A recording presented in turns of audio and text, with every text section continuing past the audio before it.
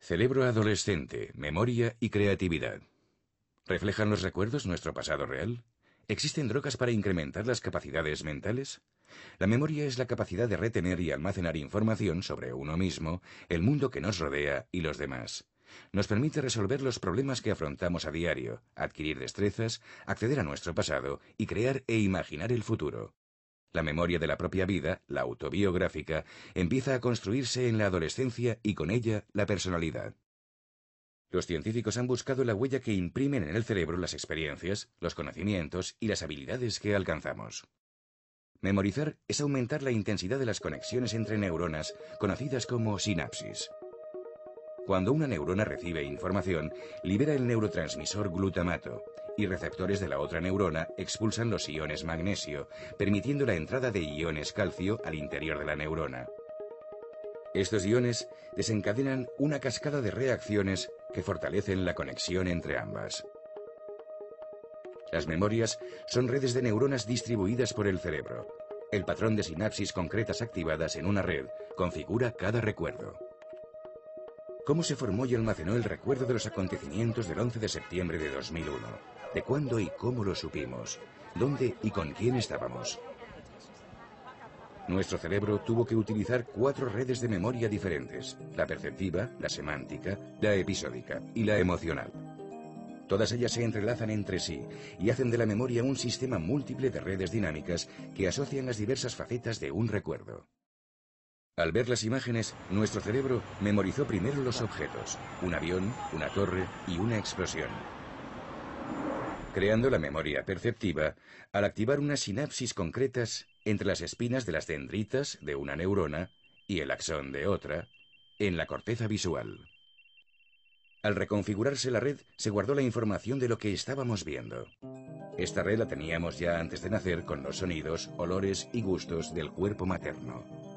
A continuación, fuimos conscientes de lo que la escena representaba: un choque que incendia una torre y un segundo impacto. Este conocimiento memorizado creó la memoria semántica en las mismas áreas implicadas en el procesamiento del lenguaje. La emoción que nos produjo generó otro patrón de activación de sinapsis, esta vez en la amígdala cerebral, creándose la memoria emocional. Finalmente, formamos la memoria episódica al contextualizar el hecho y reunir las memorias como un todo, un atentado en las Torres Gemelas. Afortunadamente no guardamos en la memoria todo lo que sucede a nuestro alrededor. Algunos recuerdos se fijan y se almacenan a largo plazo, por repetición, por entrenamiento o porque la intensidad del estímulo es demasiado fuerte. ¿Cómo se consolidan estos recuerdos?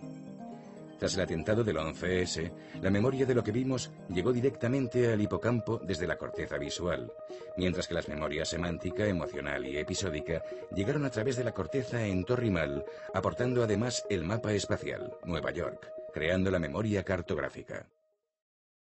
En el hipocampo, cuando el número de moléculas generadas en la activación de las sinapsis sobrepasan un umbral, cambia la configuración de la red, creando nuevas conexiones mediante el desarrollo de nuevas terminales en el axón. Pero el hipocampo no guarda los recuerdos para siempre. Las memorias, una vez unificadas, se van trasladando a diferentes zonas de la corteza y forman, desde entonces, parte del pasado explícitamente. De estas zonas de la corteza, las recuperaremos conscientemente cada vez que queramos recordarlos. Por el contrario, olvidar consiste en debilitar y deshacer algunas sinapsis que habían estado activadas. Las emociones dan preferencia a unos recuerdos filtrando la memoria, aumentando la cantidad de detalles memorizados y la sensación de realidad.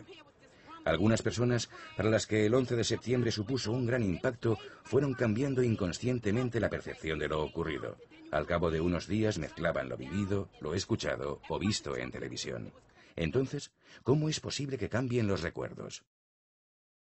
Cada vez que se rememora algo, sobre todo si tuvo una fuerte carga emocional, se recrea lo ocurrido y se reescribe en la memoria según el estado de ánimo, las personas con quienes compartimos esa experiencia, etc. Por ello, de forma involuntaria, los recuerdos se alejan de la realidad objetiva. Lo vivido y lo conocido va configurando la memoria propia, la autobiográfica. Comienza a forjarse en la adolescencia gracias a que en esa época las diversas áreas del cerebro han ido madurando progresivamente desde la nuca a la frente y alcanzando las áreas necesarias.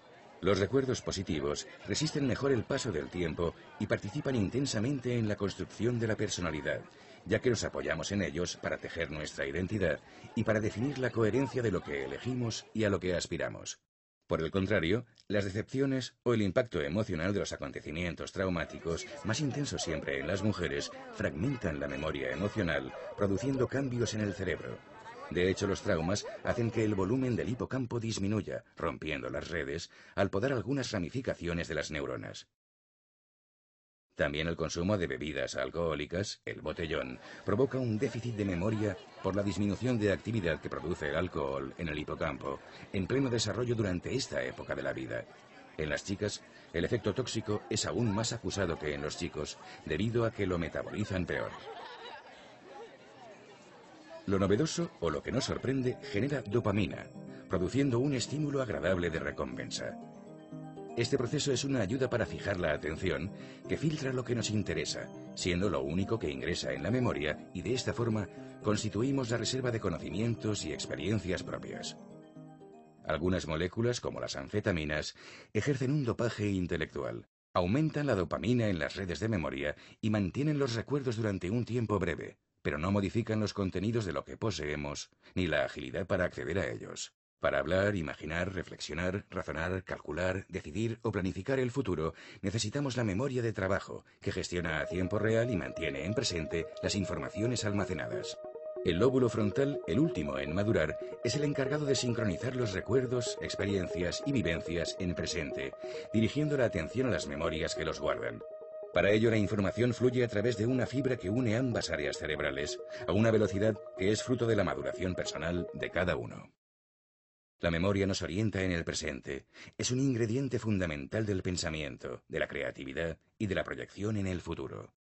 En manos de cada uno está que la memoria sea un depósito de datos más o menos útiles, o un mundo interior lleno de gusto por vivir, del placer por saber, y en el que uno no es un extraño para sí mismo.